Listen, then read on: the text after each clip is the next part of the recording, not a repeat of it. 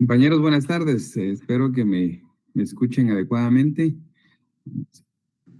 Sí, Lic. ¿Estamos bien? Buenas tardes, gracias. Vamos a pasar siempre la asistencia parcial, compañeros. Vamos a ver, Elizabeth Soyun Yok. Soyun Yok. Presente, licenciado. ¿Verdad? Sí, muy bien.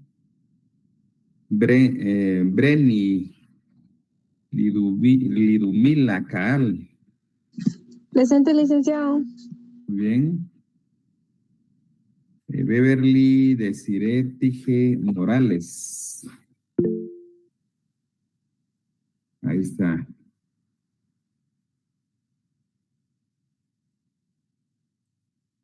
Muy bien. Emily Fernanda Morales Ramírez. Presente, licenciado. Muy bien.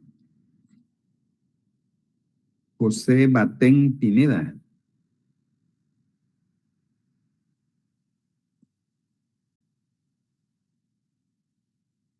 José Batén Pineda, ¿no está, compañeros?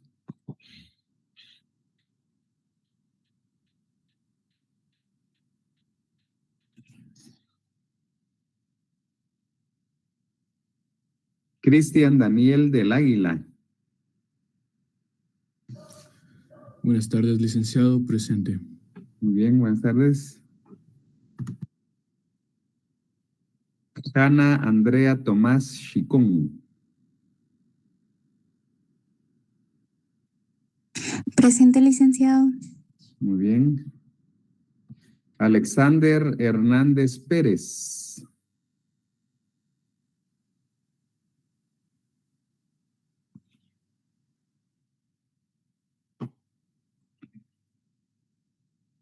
Alexander Hernández Pérez, no está. Diana Gabriela del Águila Paredes. Presente, Lic. Muy bien.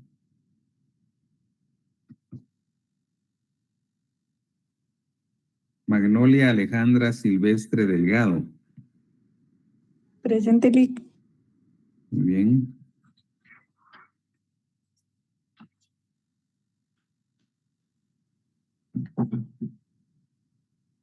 Jessica Xiomara Rojas Fernández. Muy bien, ahí está Jessica.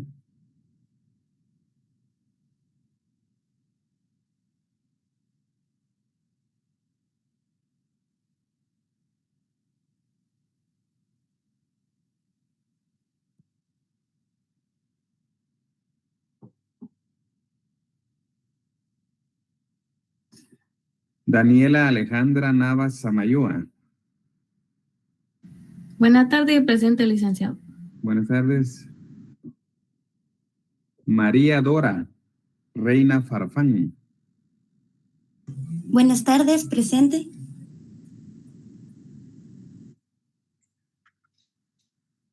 Carlos Francisco Pérez Argueta. Presente, licenciado. Muy bien. Vamos a ver, José Fernando, ya apareció por ahí, vamos a ver. José Fernando. Y aquí lo voy a marcar José Fernando. Gracias, licenciado. Muy bien. Cindy Judith Hernández.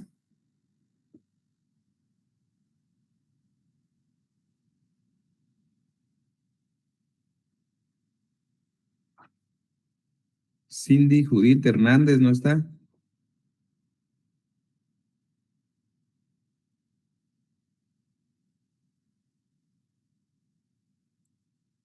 Juana Cristina Pastor Gómez.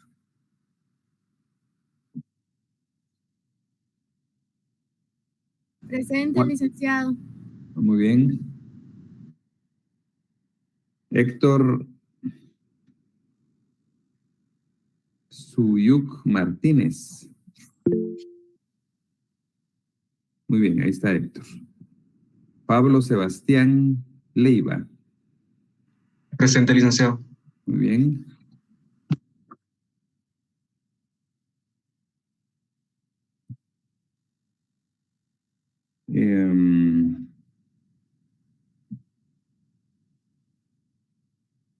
Porfa, Roxana Michelle Oshlar Román. Presente, licenciado. Muy bien. Eddie Fernando Villegas Morales. Villagrán, licenciado. Villagrán es, ¿verdad? Muy bien. Melissa Naomi Velázquez Nij. Presente, Lic. Muy bien. Andrés Estuardo González Herrera.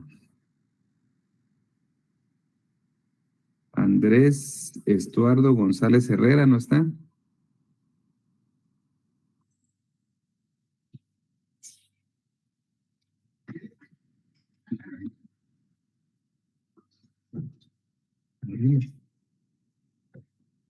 Las ventanas.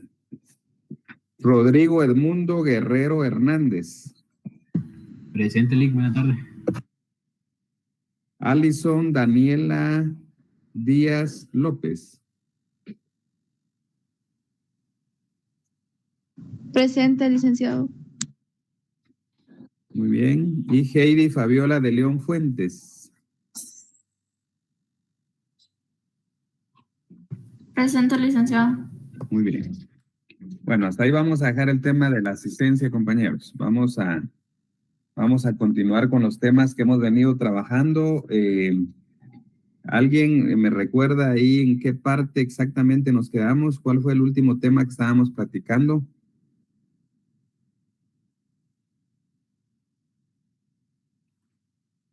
Sobre la resolución judicial. Resolución judicial. La ampliación de la demanda. De la admisión de la demanda, en eso vamos. Ampliación de la demanda. Bueno, vimos la ampliación y la modificación de la demanda, ¿verdad?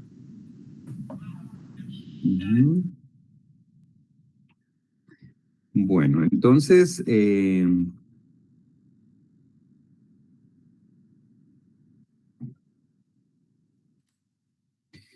después de que la demanda, compañeros, la demanda ya está subsanada. Bueno, en principio puede ser que la demanda esté completa, ¿verdad? Que cumpla con todos los requisitos del 332.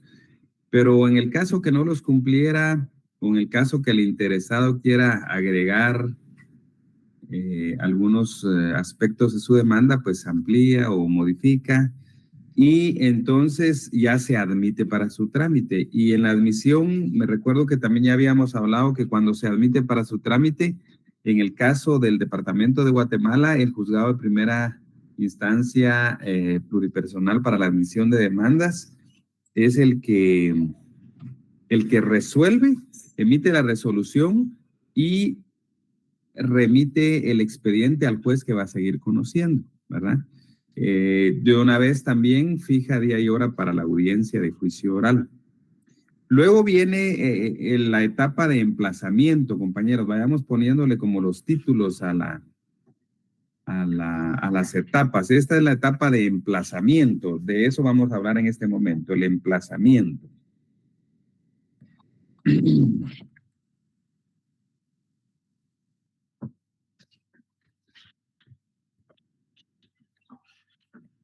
Primero tenemos que preguntarnos, compañeros, ¿qué es el emplazamiento, verdad? ¿Qué es eso del emplazamiento? Podemos anotar, compañeros, en un renglón ahí donde dice que el emplazamiento, en términos concretos, podemos decir que el emplazamiento es una orden judicial otorgando plazo. Es una orden judicial otorgando plazo para presentarse a juicio oral laboral. Así podríamos adecuarlo a lo que nos interesa en este juicio. Repito, orden judicial otorgando plazo para presentarse a juicio oral laboral.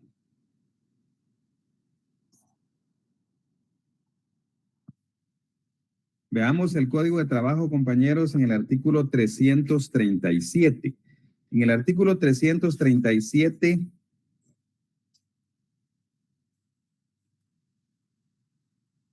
vean en su código, dice 337.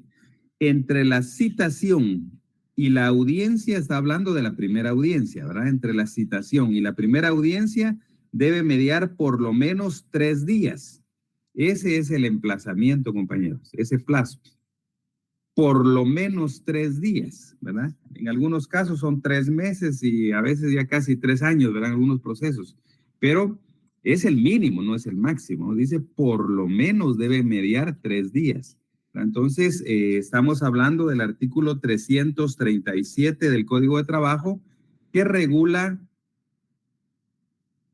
el emplazamiento, que debe ser como mínimo. Entonces, digamos, si hubiera una pregunta en el examen, ¿cuál es el plazo mínimo del emplazamiento? Pues es de 3 días, ¿verdad? Es el tiempo que debe mediar entre la citación y la primera audiencia. Ahora bien, ese plazo, compañeros, ese plazo se amplía por razón de la distancia, ¿verdad? Así lo dice el 337.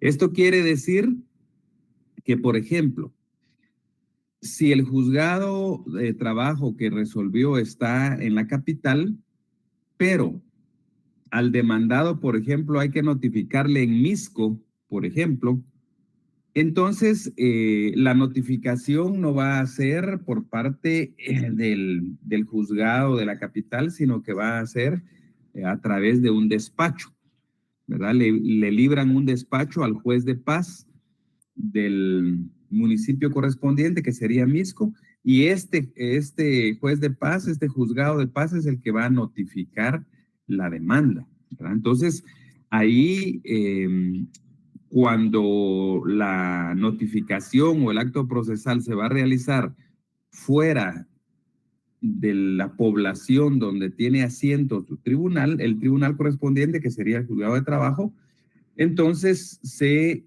comisiona a un juzgado, en este caso un juzgado inferior, que sería un juzgado de paz. Se le libra un despacho para que este juzgado de paz vaya a notificarle al demandado, porque estamos hablando en el caso hipotético que es en Misco. Cuando pasa eso, compañeros, entonces debe señalarse plazo por razón de la distancia. La ley no da parámetros para el plazo, ¿verdad? Normalmente cuando es un municipio cercano, como el ejemplo que estamos analizando, es de un día, ¿verdad? El plazo por razón de la distancia es de un día, pero la ley no lo dice, ¿verdad? El juez podría decir, bueno, yo fijo 2 días por razón de la distancia, que nadie le puede decir nada, porque la ley solo obliga al juez, porque es algo imperativo, a que fije plazo por razón de la distancia, pero no le dice cómo lo debe fijar o cuánto tiempo tiene que dar. Esa discreción judicial. Él puede decir 1 día, 2 días, 3 días, 5 días, dependiendo el criterio del juez. Lo que sí tiene que hacer es otorgar el plazo por razón de la distancia. Y entonces, de aquí, del emplazamiento, compañero, les había pedido que buscaran una sentencia de la Corte de Constitucionalidad. No sé si la consiguieron, compañeros.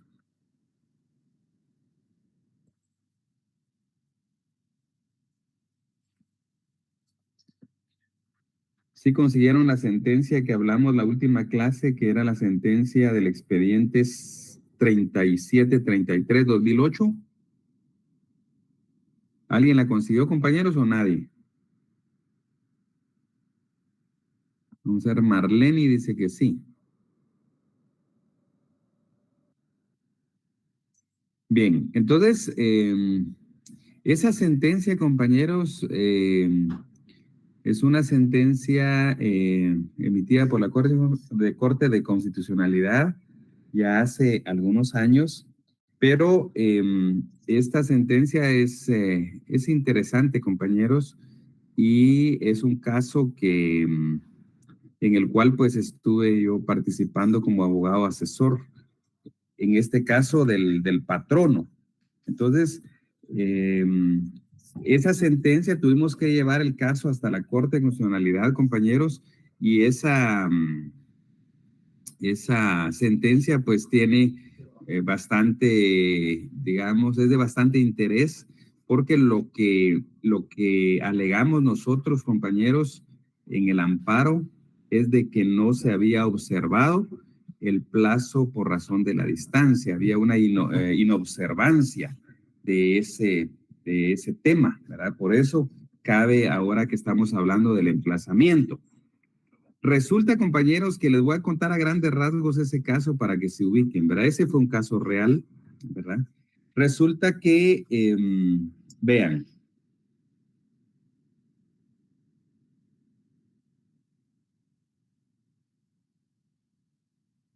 esa notificación fue vamos a ver, 11 de septiembre, fue un 11 de septiembre, ¿verdad? Que fue el lunes. Vean, la cuestión está en que la audiencia, la primera audiencia era el lunes 18, ubiquémonos en septiembre, ¿verdad? El lunes 18 de septiembre era la primera audiencia. Notificaron una semana antes, es decir, el lunes anterior. Ese lunes anterior estamos hablando del lunes 11 de septiembre. El día de la notificación nunca se computa, compañeros, que si alguien no lo sabe o no se recuerda, que ya nunca se le olvide, que el día de la notificación, cuando el plazo es en días, no tiene que computarse, se computa a partir del día inmediato siguiente. Es decir, en este caso, como notificaron el lunes 11 de septiembre, entonces el primer día hábil ya de emplazamiento era el 12, era martes 12, miércoles 13 y jueves 14. Ahí están los 3 días del emplazamiento, estamos bien. El 15 de septiembre, que fue viernes ese año, resulta que pues el viernes el 15 de septiembre es asueto, ¿verdad? Entonces no se cuenta. Y luego el lunes 18 era la audiencia. El juez había resuelto, compañeros, en aquel momento que señalaba un día por razón de la distancia. Quiere decir que eran 3 días de emplazamiento y un día por razón de la distancia, 4 días. Y como ustedes pueden observar en el caso, compañeros, solo 3 días se observaron, no los 4. Repito otra vez si alguien se perdió. El lunes 18 de septiembre era la audiencia. El lunes anterior, que era 11 de septiembre, notificaron. El día de la notificación no se cuenta. Entonces viene martes, un día, miércoles 2 días y jueves 3 días, que sería 12, 13 y 14 de septiembre. Ahí van 3 días. Pero el viernes era 15 de septiembre, entonces era asueto, no se contabilizaba. Y ya el lunes era la audiencia. Entonces, solo los 3 días del emplazamiento, pero no se observó el día por razón de la distancia.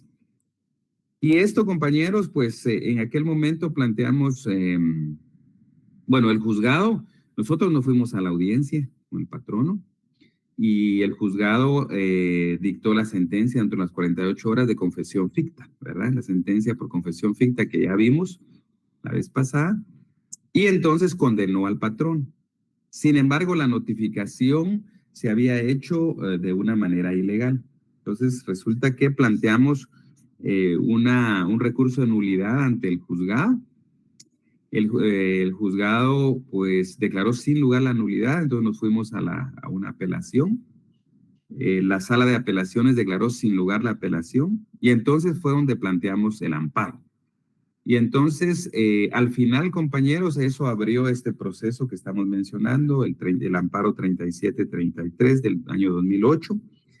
Y al final, esta sentencia es importante que emite la CC, compañeros, porque prácticamente esta inobservancia del emplazamiento y del plazo por razón de la distancia, se considera esa inobservancia como violatoria al debido proceso. Ese es el criterio que que nosotros manejamos y que la Corte también manejó, y al final pues entonces se emitió una sentencia que fue favorable para nosotros y ordenó que se enmendara el procedimiento desde el momento, desde la notificación de la primera resolución, o sea que regresó todo el proceso hasta el momento de que tenían que señalarse una nueva audiencia, que era una primera audiencia, y notificar de conformidad con la ley. Entonces, cuando puedan, compañeros, lean esa sentencia, es interesante porque nos deja este aporte, digamos, al hecho de que si se inobserva el plazo, pues ya sea del emplazamiento y por razón de la distancia, pues entonces hay una violación al debido proceso. Bueno, entonces eso en cuanto al emplazamiento, compañeros, y el plazo por razón de la distancia. Vamos a otra etapa del juicio. Salimos del emplazamiento. Otra etapa pueden poner ahí cuestión de incompetencia. La cuestión de incompetencia, para ese efecto, compañeros, vamos al Código de Trabajo, al artículo 309.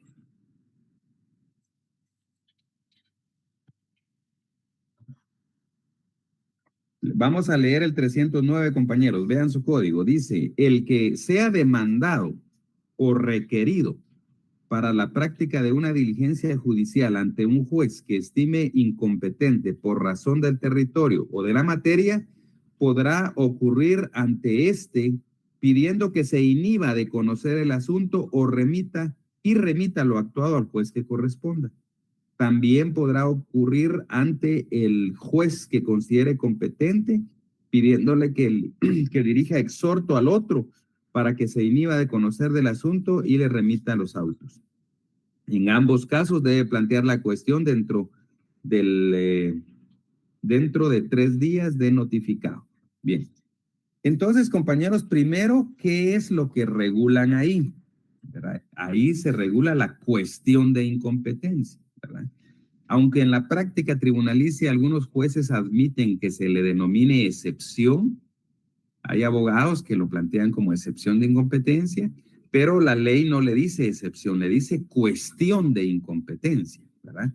Entonces vean el 309. En la parte final, ya casi en el último renglón, dice, en ambos casos debe plantear la cuestión, ¿ya? Es una cuestión de incompetencia. Anótenlo ahí en su propio código, cuestión de incompetencia. Y arriba, pues, se refieren a la incompetencia. Entonces, una cuestión de incompetencia, ¿sí? Va, ahí está el nombre de la figura. Se interpone, como dice el último renglón, en 3 días. Anótenlo ahí, compañeros, en sus apuntes, ¿verdad? El plazo de interposición de la cuestión de incompetencia es de 3 días después de la notificación, ¿verdad? Es decir, el juzgado resolvió admitir para su trámite y me notifica a mí como demandado, entonces vengo yo y presento la cuestión de incompetencia dentro de los 3 días siguientes, si es de que procede, ¿verdad? Entonces, el plazo de interposición es de 3 días después de la notificación. Ese es un detalle que tienen que escribir. Cuando hablamos del motivo, ¿por qué motivos se interpone la cuestión? Dice el código, por razón de la materia, y por razón del territorio y de la materia. Eso tendrían que anotar. Anótenlo por ahí, compañeros. El motivo de la cuestión es por razón de la materia y por razón del territorio. Solo eso, no puede ser otro tipo de incompetencia.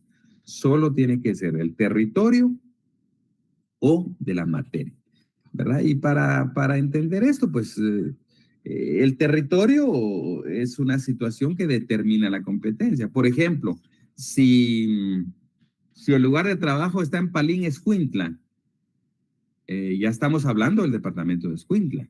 Entonces, ese caso tiene que ser presentado ante el juez de trabajo de Escuintla.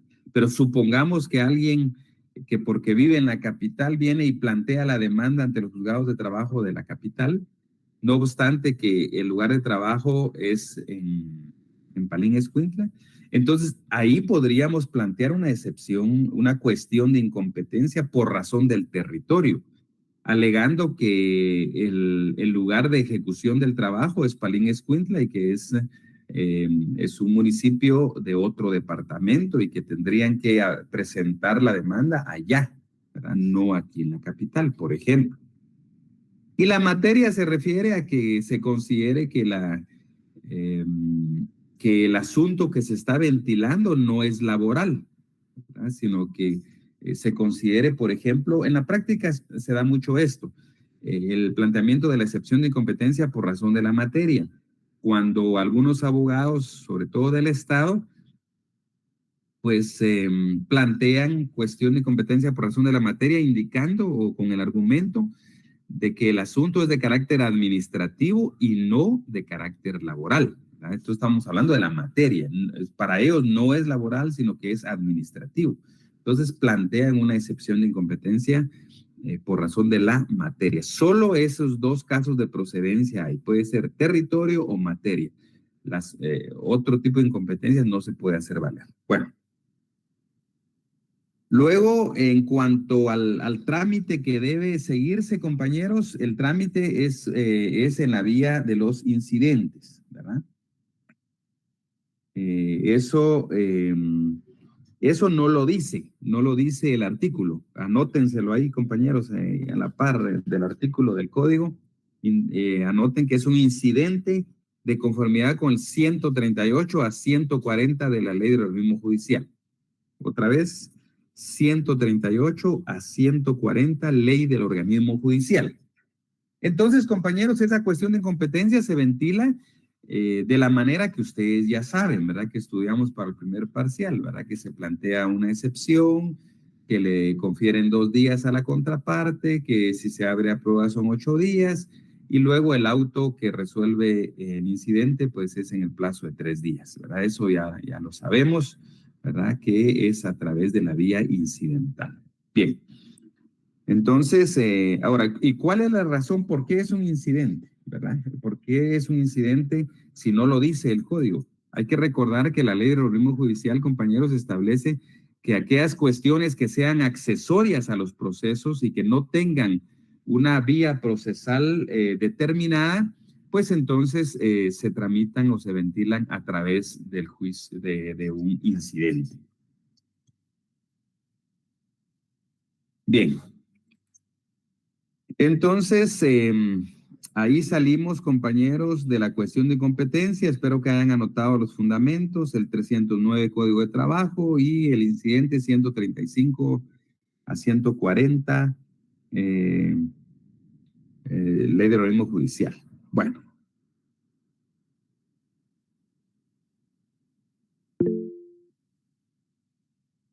Sí, dígame, Silvana. Perdón, Eli, usted mencionó algo del artículo 8, de 8 días. Sí, eso lo mencioné, compañera, en cuanto a las etapas de un incidente, ¿verdad?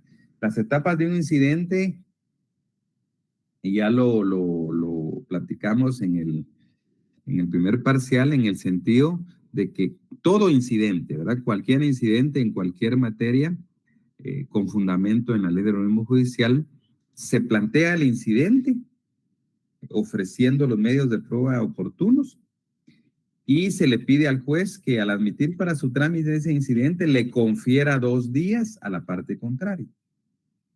En ese plazo de 2 días la parte contraria tiene que, por ejemplo, si eso conviene a sus intereses, pues presentar oposición, por ejemplo. Oposición o contestar en sentido negativo el incidente y luego y ofrecer pruebas.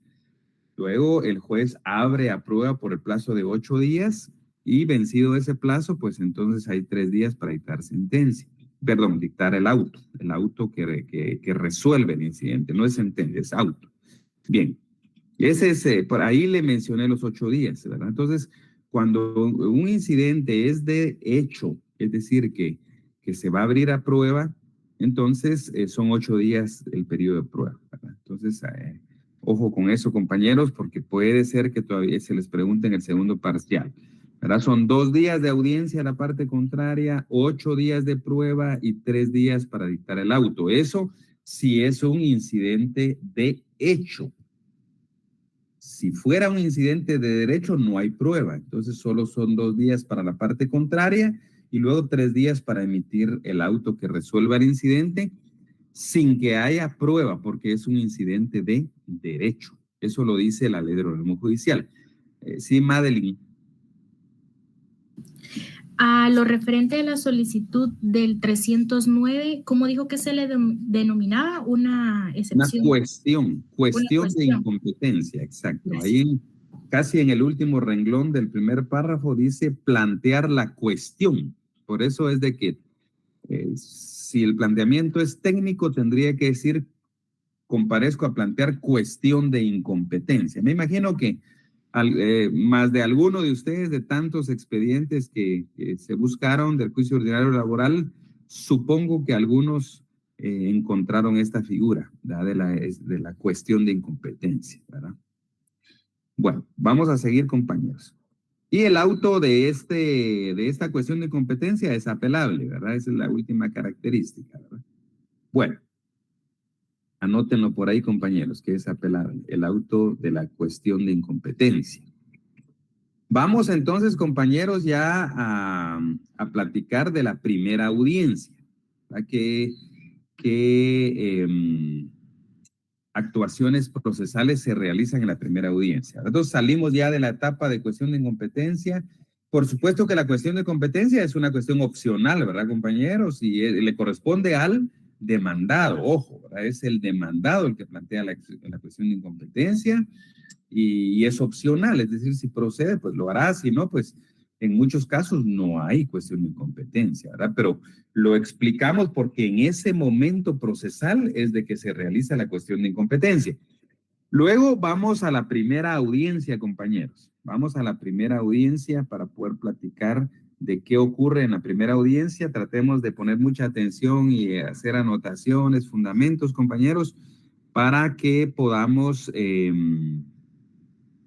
comprender esto de la primera audiencia, que es, digamos, como la parte quizás medular del juicio ordinario laboral, ¿verdad? Porque la primera audiencia es donde ya hay el contradictorio, ya hay actor, ya hay demandado, y pues se realizan una serie de actos procesales considerando el principio de concentración procesal que vimos en el primer parcial, y como consecuencia de ese principio, pues se concentran o se realizan varias audiencias, varios actos procesales en una sola audiencia, ¿verdad? Que es la primera audiencia. Ya hablamos el otro día también de que pueden haber hasta 3, pero hablemos de la primera audiencia. Esta es, como les repito, la parte como medular, ¿verdad? Ya cuando ambas partes están y la relación jurídico-procesal ya está entablada, ¿verdad? Porque ya las dos partes comparecen a juicio, ¿verdad? Claro, vamos a hablar de algunos casos donde alguien no llega o no llegan los dos, ¿verdad? Pero en términos normales, digamos, deberían llegar los dos y ventilarse todas las etapas que corresponden a esa audiencia. Bueno,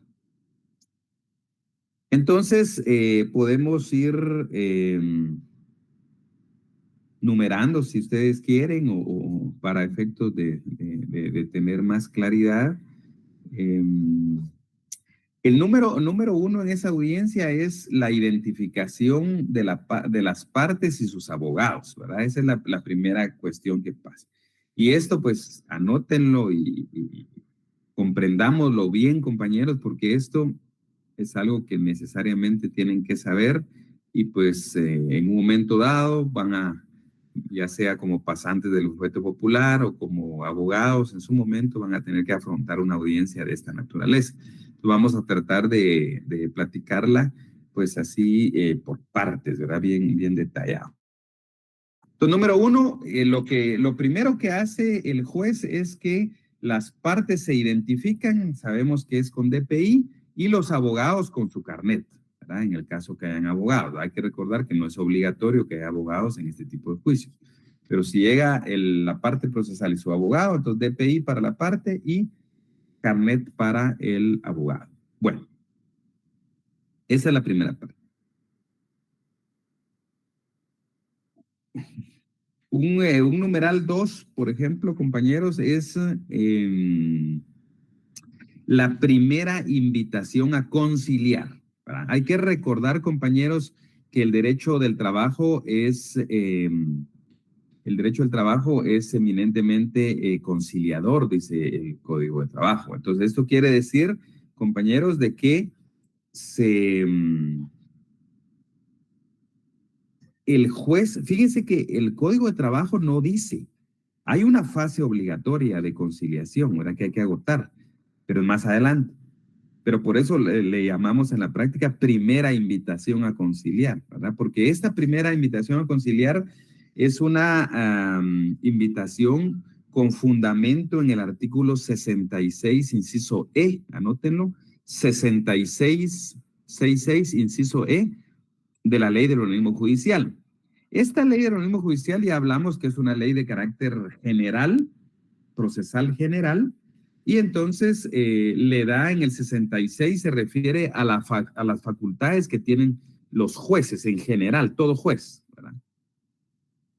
Y en el inciso E del 66, la ley dice, la ley del organismo judicial dice que el juez tiene la facultad de avenir a las partes proponiéndoles fórmulas ecuánimes de conciliación, ¿verdad? Esto quiere decir que el juez en cualquier momento del proceso puede invitar a las partes a que concilien sobre el conflicto que tienen. En materia laboral ya pues casi es una práctica muy recurrente, es una costumbre que se tiene, que todos los jueces, después de que ya están identificadas las partes, le dan un tiempo al trabajador y patrono para que puedan platicar si arriban a alguna conciliación. Por ejemplo, puede ser que el patrono le diga, bueno, yo reconozco tales prestaciones y le ofrezco darle 50,000 quetzales, por ejemplo, y que aquí traigo el cheque, por ejemplo. Y entonces, si el trabajador lo acepta, por ejemplo, entonces el juicio puede terminar ahí a través de un convenio, ¿verdad? Porque hay una conciliación total. Entonces se cierra el proceso, se da por terminado, se archiva, porque hubo conciliación. Claro, la conciliación puede ser parcial, pero puede ser total, y si es parcial, pues el proceso debe seguir porque no hay conciliación sobre todos los temas. Bien, entonces esa es una primera invitación para conciliar. Supongamos que no concilien las partes. Entonces, ante ese hecho, entonces la tercera etapa, el número 3 serían ya se le da la palabra al actor, entonces serían actitudes del actor, ¿verdad? Así podríamos llamar. La número 3, estamos en la etapa 3. Actitudes del actor. ¿Cuáles son las actitudes del actor, compañeros? Pueden ser 3. Puede ratificar la demanda. Ese es el término que se usa, compañeros. Todos los usamos. Eso no lo dice el código, lo dice la práctica en tribunales. Entonces, usted tiene que decir, el actor ratifica en todo su contenido la demanda, por ejemplo. Entonces, es ratificar la demanda. Quiere decir que no le va a hacer ningún cambio, ¿verdad? Está ratificando. Nos pregunta Dalila si no se presenta el actor, pues vamos a explicarlo después. En este supuesto están todos presentes, ¿verdad? Está actor y demandado, ¿verdad? Esta explicación. Después vamos a ver qué pasa si no llega uno, no llega el otro o no llegan los dos, ¿verdad? Pero entrémosle así para que ustedes no se pierdan. Entonces, el actor ratifica, modifica o amplía la demanda. Eso es, ratificar, modificar o ampliar demanda. Eso es lo que hace el actor en ese momento procesal. Por ejemplo, puede ser que no la ratifique y diga, mire, señor juez, yo voy a modificarla en tal sentido, yo voy a ampliarla en tal sentido, y entonces se toma nota de esa ampliación y de la o modificación que corresponde. Ahora bien, veamos, compañeros, veamos el artículo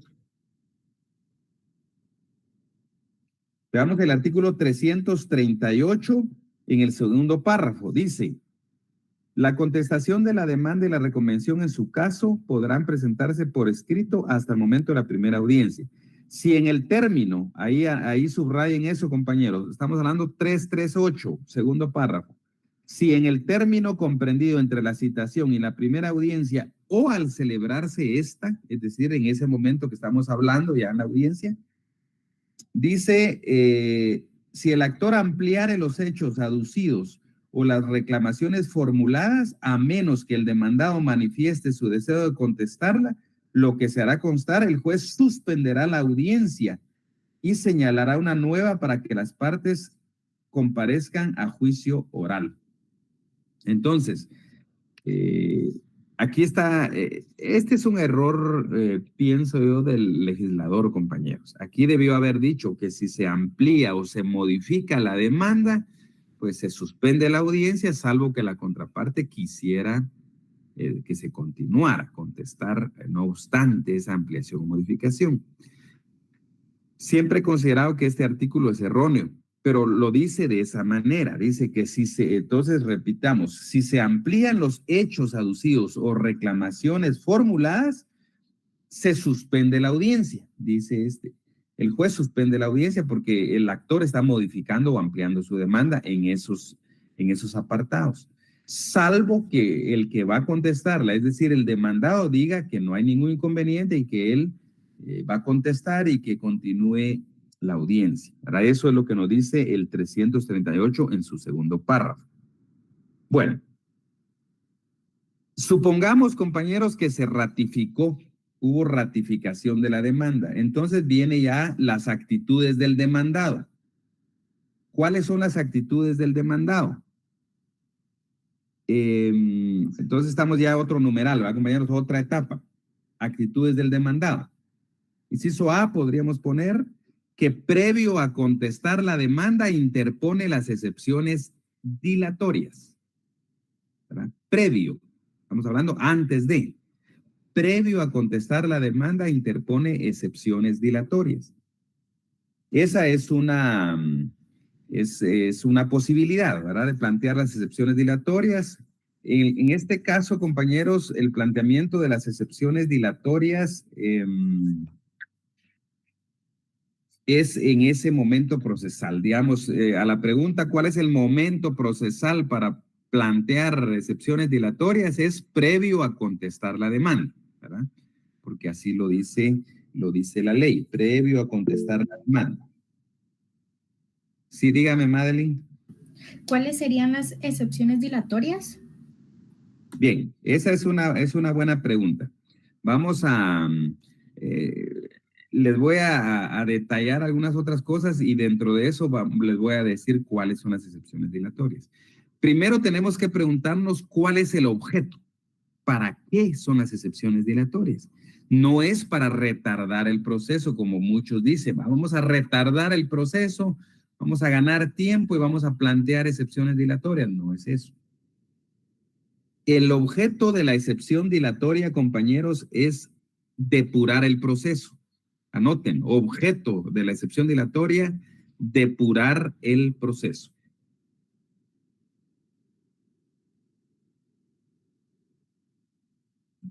Luego, ¿cuáles son las vías procesales, compañeros? Las vías procesales para esto está... las vías procesales que se siguen, vamos a ver...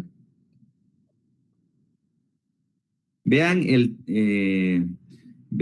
343, aunque veamos primero el 342. El 342 dice, previamente a contestarse la demanda o la reconvención en la audiencia señalada para el efecto, se opondrán y probarán las excepciones dilatorias. Ahí está el fundamento para decir que antes o previamente a contestar la demanda se interponen las excepciones dilatorias. Luego, en el 343 aparecen las dos vías procesales para dilucidar una excepción dilatoria. Leamos, dice el 343, el juez debe resolver en la primera comparecencia las excepciones dilatorias a menos que el que corresponda oponerse se acoja a lo dispuesto en el segundo párrafo del artículo siguiente, lo que se hará constar, en cuyo caso el juez suspenderá la audiencia y señalará otra para la recepción de las pruebas pertinentes y resolución de las excepciones. Entonces, ¿qué quiere decir esto, compañeros? Aquí entendemos que hay dos vías procesales para las excepciones dilatorias. Una vía es que en la misma audiencia se interponga la excepción, se contradiga por la otra parte, se reciban las pruebas si hay pruebas ofrecidas y se resuelva. Todo en la misma audiencia. La otra posibilidad es que se interponga el demandado interponga las excepciones dilatorias y al interponer las excepciones dilatorias, el juez le pregunte al actor si él quiere que se continúe para resolverlo todo ahí, como ya lo explicamos, que es una posibilidad, o que se suspenda la audiencia porque se va a acoger al plazo de 24 horas. Que dice el artículo siguiente, dice el artículo siguiente en el segundo párrafo, el 344, segundo párrafo, dice, compañeros, dentro de las 24 horas siguientes a la audiencia, el actor puede ofrecer la prueba pertinente para contradecir las excepciones del demandado si no lo hubiere hecho antes. Quiere decir que yo como actor puedo decirle al juez que me voy a acoger al plazo de 24 horas para contradecir las excepciones, ¿sí? Y entonces cuando yo digo eso, el juez entonces da por suspendida la audiencia y ahí termina la primera audiencia, porque se suspende la audiencia en virtud de que el actor está manifestando que se acoge al plazo de 24 horas que dice el 344 segundo párrafo. Y entonces dice el 343 que si fuera así que se suspende, se señalan audiencias para recibir pruebas y finalmente pues el juez va a emitir un auto que notifica a las partes sobre si declara con o sin lugar las excepciones dilatorias. Esas son las dos vías procesales, están en el 343. Les voy a mandar al rato, compañeros, un material, un resumen, cuadro comparativo de las tres excepciones que existen, las tres variantes de excepciones que existen en materia laboral. Las excepciones dilatorias ya son las que estamos hablando. Vamos a ver qué tanto nos da tiempo hoy, compañeros. Luego, lo que preguntaba la compañera sobre cuáles son las excepciones dilatorias. Esa es una muy buena pregunta, porque el Código de Trabajo no dice cuáles son, ¿verdad? Es parte, digamos, de las omisiones que tiene nuestro código. Solo se refiere a las excepciones dilatorias, pero no dice cuáles son, ¿verdad? Entonces, vamos al 116 del Código Procesal Civil y Mercantil. Abramos el Código Procesal Civil y Mercantil, compañeros.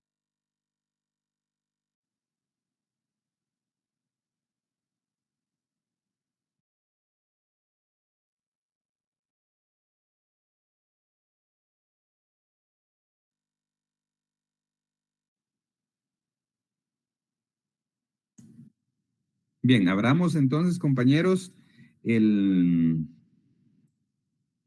Código Procesal Civil y Mercantil en su artículo 116.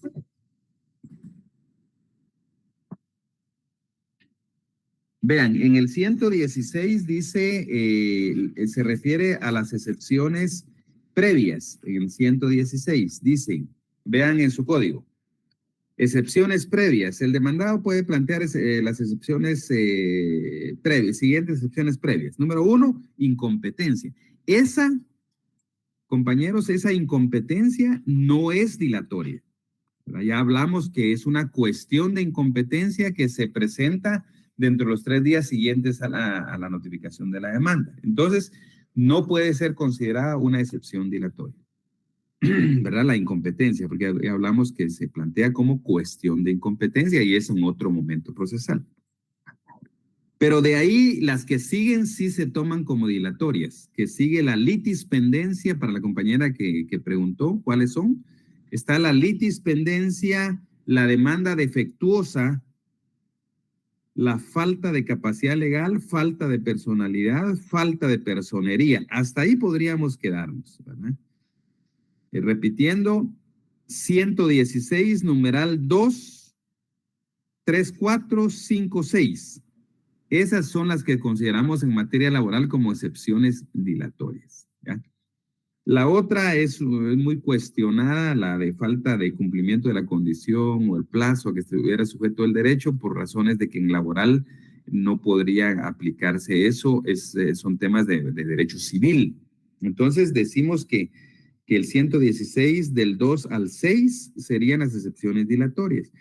Y el Código Procesal Civil se refiere a otras, ahí más adelante, habla de la caducidad, prescripción, cosa juzgada y transacción. Esas son otro tipo de excepciones en materia laboral, son excepciones privilegiadas. Entonces ahí le contestamos a la compañera sobre cuáles son las excepciones dilatorias. Bien. Estas excepciones, compañeros, las dilatorias que estamos hablando también se llaman excepciones de forma. Dado que depuran el proceso, se llaman también excepciones de forma. Bueno, estábamos viendo, compañeros, las actitudes del demandado. Ya hablamos de que previo a la contestación de la demanda, pues interponen las excepciones dilatorias, ¿verdad? Eso lo pusieron como inciso A, ¿verdad? Luego viene como inciso B, la contestación de la demanda puede ser, podríamos poner en sentido, la contestación de la demanda en sentido afirmativo, por ejemplo. Contestación de la demanda en sentido afirmativo, que es cuando acepta los hechos, ¿verdad? No se opone, sino que lo que hace es aceptar, ¿verdad? La contestación de la demanda en sentido afirmativo, repito, lo que hace el demandado es aceptar las pretensiones del actor.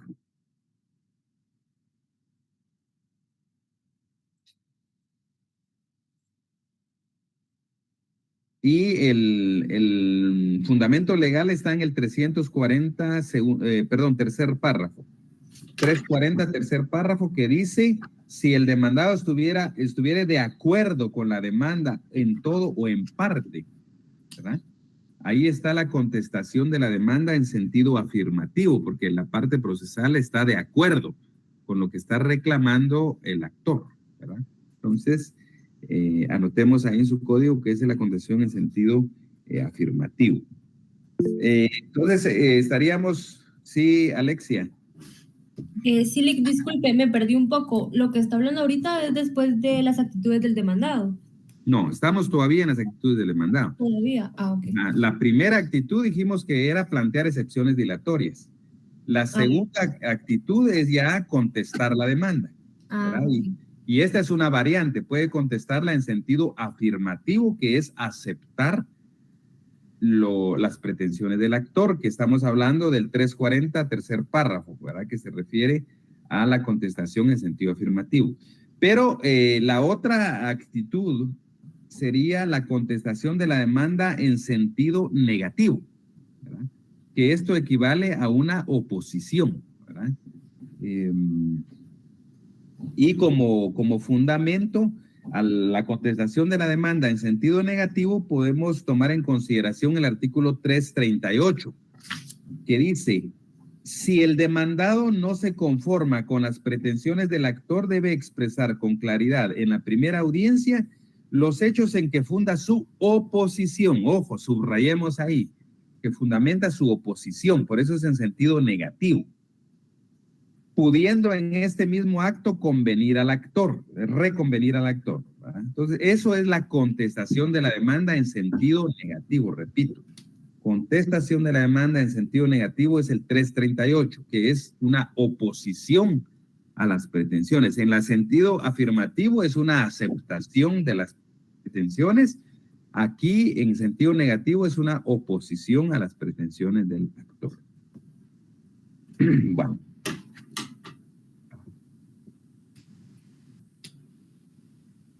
Ahora bien, al contestar la demanda, compañeros, se presentan las excepciones perentorias. Aquí viene la otra variante de excepciones. Ya salimos antes de las dilatorias. Ahora vamos a hablar de las excepciones perentorias, ¿verdad? Que se presentan, digamos, en cuanto a la pregunta en qué momento procesal se presentan las excepciones perentorias, sería al contestar la demanda. En las dilatorias dijimos previo a contestar la demanda. Aquí estamos diciendo al contestar, o sea, en el mismo momento, ¿verdad? Contesto la demanda en sentido negativo e interpongo las excepciones perentorias ABCD, por ejemplo, ¿verdad? Es al contestar la demanda, ¿sí? Ese es el momento procesal.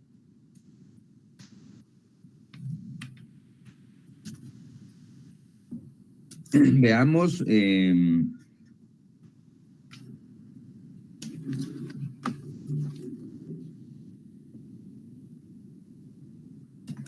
Veamos, compañeros, el 342 dice, las excepciones perentorias se opondrán con la contestación de la demanda, ¿ya? Entonces, ahí está el fundamento para decir que al contestar la demanda se interponen las excepciones perentorias. Repito, 342, segundo párrafo, momento procesal de las perentorias al contestar la demanda.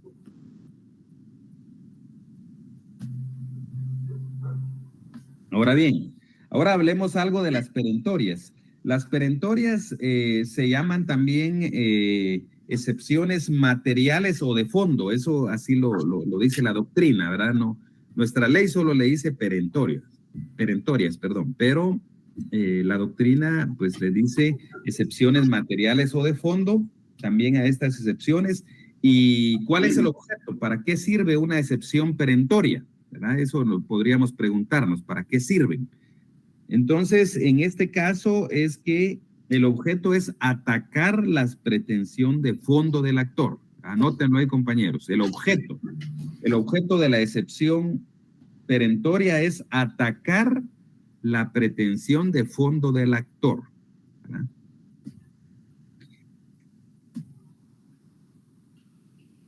En cuanto a la vía procesal, compañeros, de la excepción perentoria,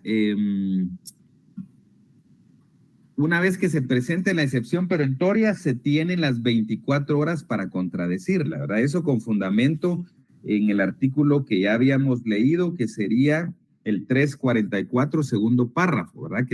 Porque ahí dice las excepciones, no dice cuáles excepciones, no dice si son dilatorias, perentorias, privilegiadas, solo dice que hay derecho de contradecir las excepciones dentro de las 24 horas siguientes. Entonces, si alguien plantea en la primera audiencia, el demandado plantea una excepción perentoria, una o más excepciones perentorias, hay 24 horas para que el actor pueda contradecir esas excepciones perentorias y ofrecer la prueba que considere pertinente, ¿verdad? Entonces, y luego la otra pregunta muy importante para efectos del examen, compañeros, es en qué momento procesal se resuelven las excepciones perentorias. Es en sentencia, ¿verdad? En sentencia que se resuelven. En cambio, las dilatorias que ya hablamos es en autos. Son autos en la misma audiencia o ya en la sede judicial el juez emite la resolución, pero es un auto. En el caso de las excepciones perentorias se resuelven en sentencia. Muy bien. Ahora, ¿cuáles son, digamos, la clasificación? ¿Cuáles son, digamos, las excepciones perentorias? Tomemos nota, compañeros, en el sentido que son excepciones innominadas, ¿verdad? Es decir, que la ley no les da un nombre al ser innominadas. Entonces, es la parte procesal la que les pone un nombre, ¿verdad? Yo, como parte demandada que estoy planteando excepciones perentorias, les asigno un nombre que a mí se me ocurra, pero obviamente que sea relacionado con lo que yo estoy planteando. Por ejemplo, si yo pienso que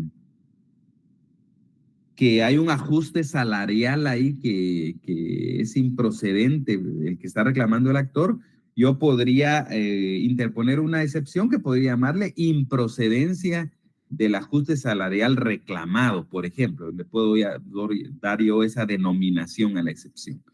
Entonces, lo que hay que tener claro es que al estar innominadas en la ley, las excepciones perentorias, quien les pone una denominación o el nombre es el que las presenta, ¿verdad?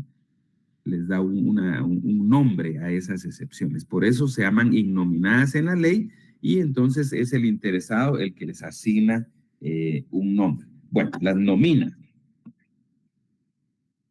Luego, compañeros, vamos a... Para cerrar el tema de las excepciones, hay otra variante de excepciones. Ya hablamos de las dilatorias y hablamos de las perentorias. Ahora vamos a hablar de las excepciones privilegiadas. ¿Sí, Telma?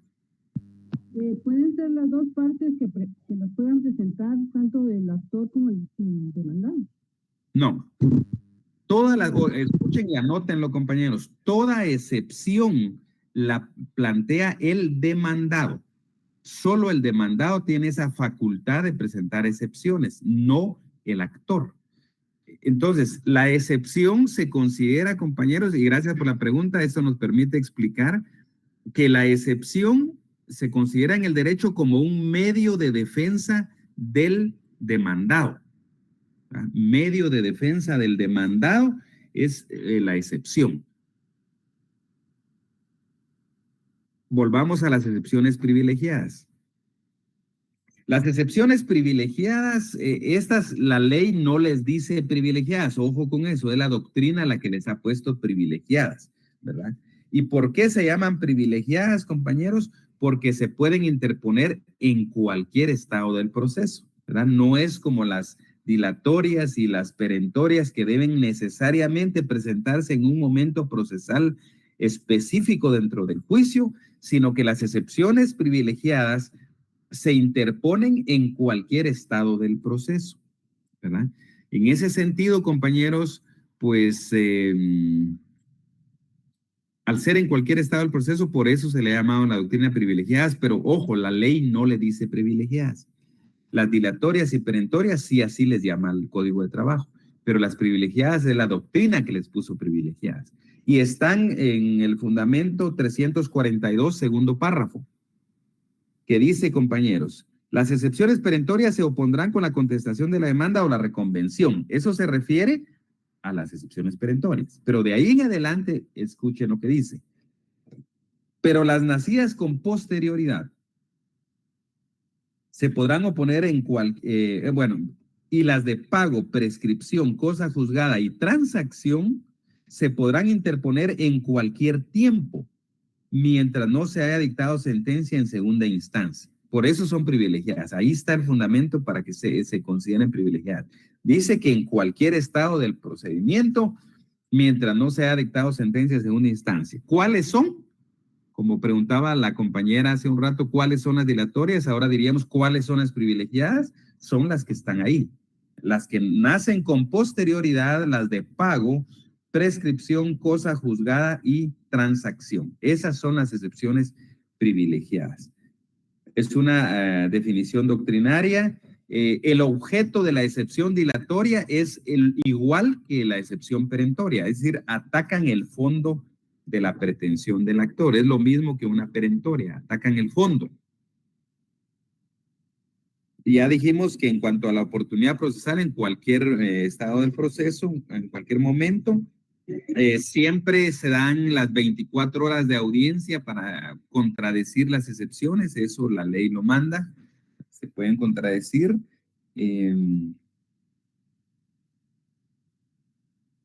Y normalmente en la práctica, compañeros, y eso es una práctica ya aceptada en los tribunales, que normalmente, si bien es cierto, se pueden interponer en cualquier estado del proceso, normalmente no se hace de esa manera. Normalmente se interponen de una vez en la primera audiencia, pero eso es por cuestiones prácticas, no porque la ley obligue a presentarlas ahí. Y otra cosa que se hace en la práctica, compañeros, es darles el carácter de perentorias dado el objeto que es similar, ¿verdad? O que es el mismo. Es el mismo objeto, atacar el fondo. Entonces, por ejemplo, la prescripción ya vimos que es una excepción privilegiada según este artículo 342, segundo párrafo. Pero en la demanda, de repente alguno de ustedes entre los procesos que buscaron, el abogado interpuso excepción perentoria de prescripción. Entonces, dado que se está atacando el fondo del asunto, en la práctica se admite por parte de los jueces y los abogados, ya lo saben, que estas excepciones no se van a interponer como privilegiadas. Comparezco a interponer la excepción privilegiada de prescripción. Eso no es así, porque lo de privilegiado es doctrinario, no es en lo legal. Entonces, lo que se hace, repito, es que estas excepciones privilegiadas se les da el carácter de perentorias, ¿verdad? Entonces se interpone excepción perentoria de prescripción, por ejemplo, ¿verdad? Eso es algo que en la práctica pues es recurrente de esa manera. Bueno, compañeros, entonces les voy a mandar este material. Siempre estén pendientes del chat, compañeros. Vamos a ver si también les voy a mandar un cuestionario que les había ofrecido con anterioridad. Y vamos a ver si nos da tiempo, compañeros. De repente hacemos algún repaso por ahí virtual, ¿verdad? Porque clases creo que ya no van a haber. Pero si nos da chance, tomo siempre ustedes con su chat, compañeros. Todos están en el chat y hay que estar pendientes. Cualquier cosa por ahí se los menciono. Sí, Madeline. Gracias, Lick. Feliz tarde. Igualmente. Los Madeline. temas de evaluación serían los vistos hasta el día de hoy. Sí, lo que les mande de material y las clases vistas, exacto. Ok, gracias. Muy bien, feliz tarde, compañeros. Buenas tardes, Lick. ¿Una consulta? Sí, dígame. Fíjese que estaba revisando nuestro expediente de la tarea y no cuenta con el inciso 4 y 5, que sería la expresión de motivos de inconformidad en la apelación y sentencia en segunda instancia. No sé qué podríamos hacer en este caso. Sí, chequé en el expediente si hay excepciones dilatorias, por ejemplo, o un auto para mejor proveer, sería otro ejemplo, que pudiera sustituir, pero si quiere revíselo y me escribe al chat, porfa, para que yo le pueda decir. Ya. Sí, porque solo cuenta con la excepción perentoria de pago.